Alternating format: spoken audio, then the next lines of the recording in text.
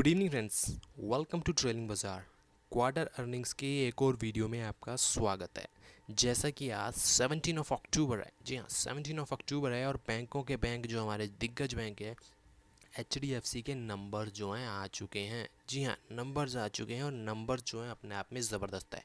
Revenue में quarter on quarter भी ज़बरदस्त तरीके से बढ़ाता ही है। प्रॉफिट्स जो है कंपनी के ज़बरदस्त तरीके से बढ़े हैं, जिसकी वजह से कंपनी जो है अब स्टेबल तरीके से पिछले क्वार्टर में आ गई थी, और अब तो कंफर्मेशन हो गई है कि जो बैंक्स की स्थिति है, अगर हम शेयर्स के ऊपर देखें तो उसमें थोड़ी कमज़ोर लगती है, लेकिन फाइनेंशियली जो कंपनीज़ हैं वो स्ट्रॉन्ग आती जा रही हैं और स्टेबल होती जा रही हैं। तो चलिए देखते हैं इसके नंबर्स। और बाय द वे, अगर आपको पीछे इसकी बैकग्राउंड आवाज़ आ रही होगी तो वो पंखे की आवाज़ है, तो उसके लिए सॉरी। चलिए देखते हैं आगे नंबर्स। जी हाँ, तो नंबर्स आपके सामने हैं। जैसे कि आप देख सकते हैं कि जो रेवेन्यू है, जो कंपनी का, जो बैंक्स का, इन बैंकों का जो रेवेन्यू होता है वो इंटरेस्ट से ही होता है, और इनकम जो भी इन्वेस्टमेंट्स वगैरह करते हैं उसके ऊपर ही होता है। तो इस साल का जो क्वार्टर का, जो हमारा सेकंड क्वार्टर का है, वो रेवेन्यू देखिए कितना आया है, 30,000 करोड़। जी हाँ, 30,000 करोड़ के आसपास जो है रेवेन्यू कंपनी का जनरेट हुआ है, जो अपने आप में ज़बरदस्त है। और वहीं अगर मैं बात करूँ, पिछला जो क्वार्टर था उससे कंपनी का थोड़ा जो है ये कम है जो रेवेन्यू है कंपनी का।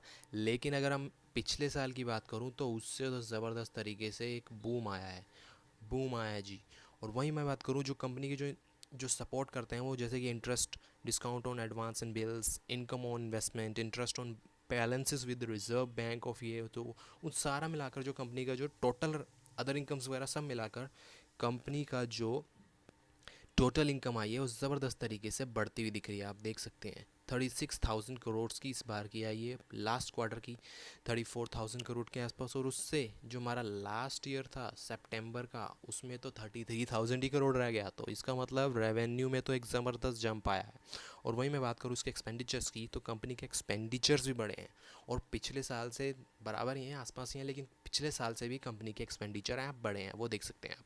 तो 22,000 के करोड़ के आसपास आपका इस साल का रेवेन्यू है। और जो सॉरी, मैंने अब गलती से रेवेन्यू बोल दिया, एक्सपेंडिचर है। और वही बात करें पिछले क्वार्टर की, तो 21,624 का एक्सपेंस लास्ट क्वार्टर में था, और पिछले साल की बात करूं तो 22,000 करोड़ और 56 करोड़ के आसपास आपका एक्सपेंडिचर था पिछले साल में। वही हम सीधा बात करते हैं जो प्रॉफिट बिफोर टैक्स है, माने पीबीटी। हमारा कंपनी का जो पीबीटी है वो 10,000 करोड़ एंड 110 करोड़ है।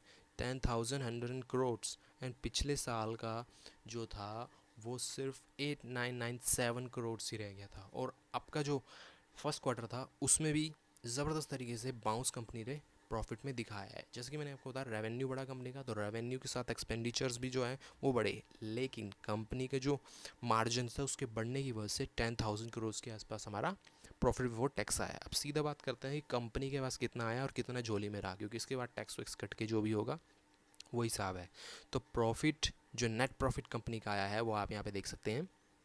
ये देखिए 7,513 करोड़, माने 7,513 करोड़ कंपनी का प्रॉफिट है। और प्रॉफिट लास्ट क्वार्टर से कितना ज़्यादा है आप देख सकते हैं। जहां लास्ट क्वार्टर में प्रॉफिट जो था 6,658 करोड़ था, क्योंकि लॉकडाउन की सिचुएशन थी तो उसके चक्कर में बैंक्स वगैरह भी बंद थे, लेकिन उसके बाद पब्लिक डीलिंग शुरू हुई, तो जिसकी वजह से अब जो अनलॉक फेज आ गया, तो जिसकी वजह से प्रॉफिट में हमें एक स्पाइक देखने को मिला है। और अगर लास्ट ईयर की बात करें तो वो तो जी क्वार्टर वन से भी पीछे है। 6,344 करोड़, माने 6,304 करोड़ लास्ट ईयर का प्रॉफिट रहा है। तो देखिए नंबर तो ज़बरदस्त आए हैं, और मेरे को ये ऐसा लग रहा है कि आने वाला और ज़बरदस्त रहने वाला है जो अगला क्वार्टर है। और जैसे कि ग्रोथ आप देख सकते हैं 18 या 19% के आसपास मेरे ख्याल से ग्रोथ है प्रॉफिट में, जो ज़बरदस्त है अपने आप में। वहीं अगर मैं आपकी बात करूं, जैसा कि आप देख सकते हैं कि जो अर्निंग पर शेयर है कंपनी का, अर्निंग पर शेयर भी इंक्रीज़ हो रहा है। कहाँ वो पिछले साल 11.60 पैसा के आसपास था, और अब जो फर्स्ट क्वार्टर गया उसमें 12 रुपीज़ के आसपास, और अब 13 रुपीज़ 70 पैसा के आसपास आपका अर्निंग पर शेयर आ गया है। तो इसका मतलब क्या है, कंपनी ग्रो कर रही है और इस सिचुएशन में भी आगे बढ़ने की कोशिश कर रही है, और अब स्टेबल आ रहा है, जैसे अनलॉक का फेज़ आ रहा है।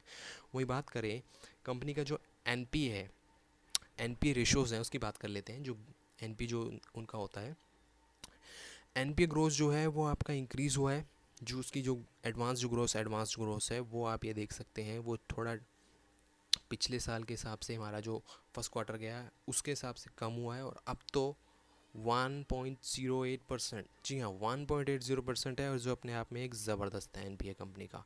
वहीं अगर मैं बात करूँ जो नेट एनपीए रहा है वो 0.17, जी हाँ 0.17% रहा है, और जो लास्ट क्वार्टर में था 0.33, और उससे लास्ट ईयर में 0.42। तो ज़बरदस्त तरीके से एनपीए भी जो है कंपनी का डिक्रीज़ हो रहा है, जिसकी वजह से कंपनी की जो रिलायबिलिटी है पता चल रही है। चलिए आगे देखते हैं कंपनी की थोड़ी बहुत स्टेटमेंट्स। जैसे कि आप देख सकते हैं कि जो इनकम ऑफ ऑपरेशंस वगैरह आप देख सकते हैं, टोटल प्रॉफिट बिफोर टैक्स, तो कंपनी का जो है हर चीज़ देख के आप कहेंगे कि ग्रो तो हो रही है और इस सिचुएशन में भी हो रही है। तो इसको आप डिटेल में देखना चाहें तो पीडीएफ डाउनलोड करके आप फिर देख सकते हैं। मैं आपको एक शॉर्ट तरीके से बता रहा हूँ कि प्रॉफिट जो है ज़बरदस्त तरीके से बढ़ा, रेवेन्यू बढ़ा, जिसकी वजह से अगर आपके पास शेयर है तो रखें, और बाइंग करने की सोच रहे हैं तो डिप्स पे बाई करें, बाय ऑन डिप्स ही रखें। और जैसे कि आप देख सकते हैं कंपनी का प्रॉफिट ज़बरदस्त आया है, और अगर आपके पास शेयर है तो होल्ड करें, नहीं है तो डिप से बाय करें। वही अगर हम बात करें आगे का फ्यूचर, जैसा कि देख रहे हैं कि आपको स्टेबल नहीं लग रहा है, अभी मॉनिटोरियम के ऊपर केस वो जो चल रहा है सुप्रीम कोर्ट में, उसकी वजह से एक अनसर्टेनिटी है, वरना एक ज़बरदस्त ग्रोथ और देखने को मिल सकती है। वही अगर हम इस वीडियो को हम समराइज़ करें तो मैं जैसे कि आपको बताऊँ कि जो मैंने आपको रेवेन्यू बताया कंपनी का वो 16% से ग्रो हुआ, जी हाँ 16.7% से ग्रो हुआ, जैसे कि मैंने आपको बताया रेवेन्यू, और रेवेन्यू में इंक्रीज़ आया तो इसका मतलब स्टेबल है कंपनी, और जो डिपॉजिट्स वगैरह वो भी कंपनी के पास अच्छे खासे आ रहे हैं।